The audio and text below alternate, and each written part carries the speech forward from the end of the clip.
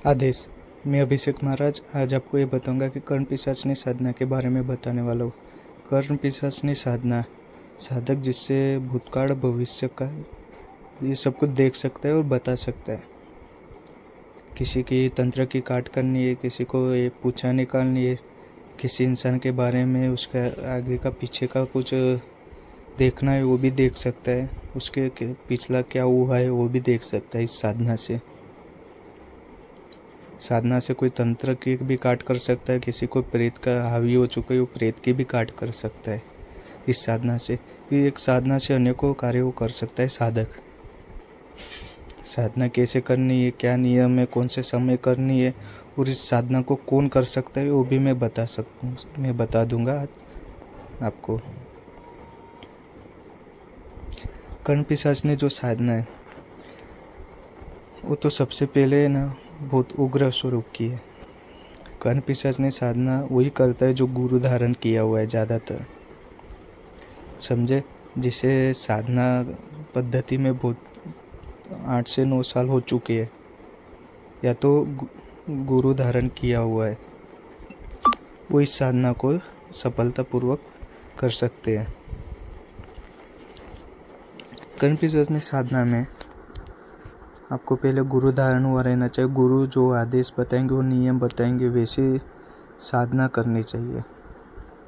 इस साधना बहुत उग्र स्वरूप की है।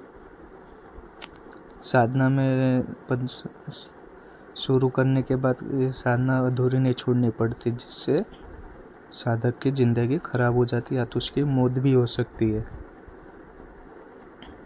समझे। कर्ण पिशाचनी साधना में नियम के बहुत पक्के होने चाहिए, समझे। नियम के बहुत पक्के होने चाहिए। अपने जो हट में रह गए वो हट पूरा ही करना हुआ रहना चाहिए। इस साधना में विभिन्न प्रकार के अनुभव आएंगे। उस अनुभव से साधक को डरना नहीं है। जो अनुभव कौन से आते वो भी गुरु बता देते। अनुभव विचित्र प्रकार के आते हैं। प्रेत भी ऐसे प्रेत के अनुभव होते हैं, या तो फिर साधना के जाप में जब बैठे होंगे आप तो फिर किसी के पीछे से चलने की आवाज़ आती है। जब साधना में आप कुछ मंत्र का जाप कर रहे होगे तो पीछे से चलने की आवाज़ आती है, या तो फिर कोई नक मार रहा होगा, ऐसा लगता है। इस साधना में ऐसे विचित्र अनुभव होते हैं। जब साधना में आप बैठे हुए रहते हैं तो फिर जो कर्ण पिशाचनी रहती है वो आपकी परीक्षा भी लेती है, समझे। स्त्री के रूप में कोई चल के आता है, आवाज़ देता है आपके नाम की। आँख साधना में मंत्र जाप करोगे तब मंत्र अधूरा नहीं छोड़ना है, क्योंकि वो आपकी परीक्षा लेती है। कर्ण पिशाचनी जो रहती है वो, समझे। अगर आपने आवाज़ सुन के आंखें खोल ली, मंत्र जाप अधूरा छोड़ दिया तो फिर आपके साधना भी अधूरी रह जाती है, समझे, या तो मौत भी हो सकती है। इसमें जो गुरु बताते हैं सुरक्षा घेरा भी लगाना पड़ता है। इसमें साधना में बैठने के बाद, मंत्र जाप में बैठने के बाद सुरक्षा घेरा लगाना पड़ता है। सब कुछ गुरु बताते हैं। साधना एकदम विचित्र प्रकार की है, समझे। इसमें बहुत प्रकार के अनुभव आते हैं, वो भी मैं बताऊंगा आपको। जब मंत्र जाप में बैठते हैं तब आपके ऊपर कोई ऐसा प्राणी चढ़ते हुए आएगा या बाघ के नख लगते हुए दिखेंगे आपको। बाघ की आवाज़ आएगी, सांप ऐसे रेंगते हुए आपके शरीर पे चढ़ रहे होंगे, ऐसा लगेगा। पर वो सब कुछ आपके परीक्षा है, समझे। जब आप बैठे हुए रहते हैं साधना में, वो सब कुछ आपकी परीक्षा ली जाती है, क्योंकि आपकी साधना अधूरी रह जाए। इसके लिए आपकी साधना सफलता नहीं होनी, आपको साधना में सफलता नहीं मिलनी चाहिए। इसके लिए ऐसी विचित्र प्रकार की अनुभव और परीक्षा ली जाती है, जिससे आप डर के साधना अधूरी छोड़ दो। पर ऐसा नहीं करना, क्योंकि आप साधना अधूरी छोड़ दोगे तो आपके जीव को भी जोखिम है, समझे। आपकी जान को भी जोखिम है। इसमें आपको विभिन्न प्रकार की विचलित अनुभव भी होंगे। कोई नारी आएगी, वो भी ऐसी अच्छी आवाज़ में आपको पुकारेंगे। और साधना में वैसे उस रास्ते पे नहीं जाना है, आपकी जो मंत्र जाप करना है, मंत्र जाप पे ध्यान देना है, ना कि ऐसी चीज़ों में। तब जाके आपको सफलता मिलेगी। समझे? ये बहुत ही उग्र स्वरूप की साधना है। साधना में आपको सफलता मिल जाती है। अगर आपने साधना में सफलता ले ली है तो फिर आपको जो कर्ण पिशाचनी रहती है, आप उनको कोई भी आदेश करोगे, किसी के बारे में नाम से वो करोगे, तो फिर तुरंत उसका आगे का पीछे का तुरंत बता देती है और कोई भी कार्य तुरंत करते।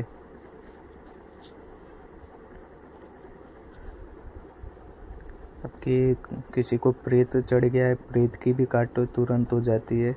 वशीकरण का भी तुरंत हो जाता है।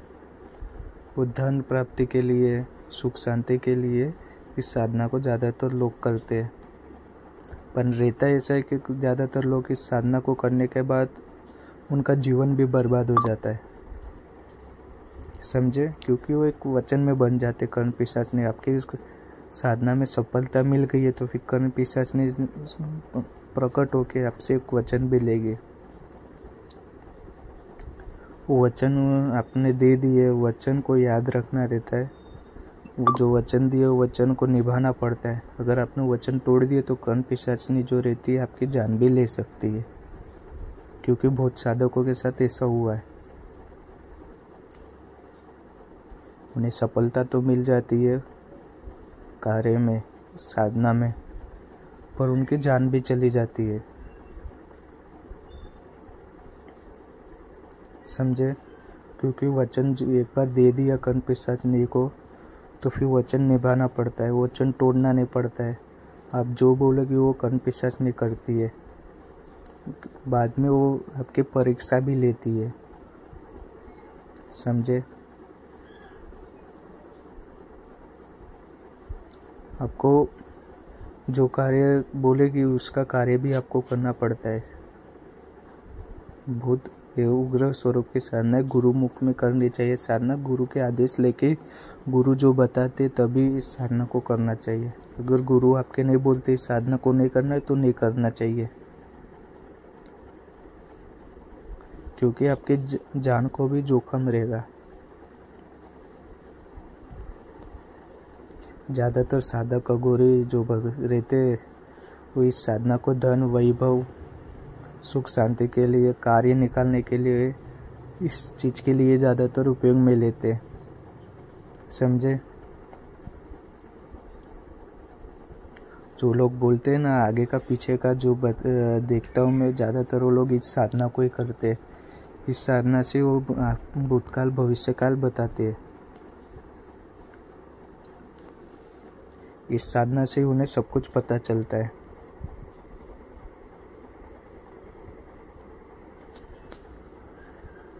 साधना से आपके कार्य भी निकलना शुरू हो जाता है। आपको जो कार्य करना वो भी कर सकते हो। और ज़्यादातर लोग गुरु बिना भी जो रहते वो भी साधना को करने जाते हैं, मंत्र मिल जाता है। पर रहता कैसा है, गुरु बिना जो इस साधना को करता है वो वचन भी नहीं ले पाते। पहले उसकी गलती कहाँ से चालू होती है? साधना में पहले वचन लिया जाता है। समझे? साधना में पहले बैठने के पहले सुरक्षा घेरा लगाया जाता है। जहाँ आप साधना करते हो वहाँ पे तो फिर मंत्र का जाप करना रहता है। समझे? मंत्र का जाप तब करना रहता है। गुरु बिना जो चलते साधना शुरू कर देते हैं, मंत्र वचन नहीं लेते, सुरक्षा घेरा नहीं लगाते, तुरंत मंत्र का जाप कर लेते, तो फिर पहले ही 10 के 8 दिनों में कर्ण पिशाचनी जो रहती है उसकी साधना अखंडित कर देते हैं। यानी उसको परीक्षा में वो फेल कर देते, इसी परीक्षा लेते। बहुत उच्च कोटि के साधक इस साधना को करते क्योंकि वो साधना पद्धति में बहुत साधना की हुई है उन्होंने। नियमों के पक्के जो रहते वही साधना को ज़्यादातर करते। इधर गुरु बिना जो रहते वो साधना को नहीं कर पाते, क्योंकि इसमें बहुत नियम भी रखने पड़ते हैं और गुरु की भी आवश्यकता है। अगर आप कोई चीज़ में फंस गए हो, आपको कोई डर लग रहा है, तो फिर गुरु आपको आदेश वहाँ करते, आपकी शांत वहाँ देते। समझे? इसके लिए कोई भी साधक है, कोई भी भगत है, कर्ण पिशाचने की साधना के लिए कोई सोच रहा है, तो फिर गुरु के आदेश पे उस साधना को करनी है। गुरु अगर आपको साधना करने के नहीं मना कर रहे, तो फिर उस साधना को नहीं करना है गुरु के सिवा। समझे? क्योंकि गुरु बिना आप इस साधना को करने जाओगे, आपकी जान को भी जोखिम है, आपकी जान भी जा सकती है। क्योंकि बहुत सारे लोगों को भूतकाल भविष्यकाल पहचानने के लिए साधना करने की बहुत इच्छा रहती है, उनको किसी के गया हुआ समय के बारे में पहचानने के लिए, आने वाले समय के बारे में देखने के लिए बहुत उतावल रहती है। ये सब कुछ देखने के लिए वो साधना में भी उतर जाते, साधना में भी बैठ जाते, साधना करने भी लग जाते हो। गुरु बिना जो रहते वो नहीं रहता, क्या है, उनकी जान भी चली जाती है और उनको जोखिम भी लग जाता है। समझे? इसके लिए गुरु धारण करके, गुरु जब आदेश करेंगे जा बेटा साधना में बैठ, तभी साधना में बैठना है। गुरु बिना साधना में बैठना नहीं है। आदेश।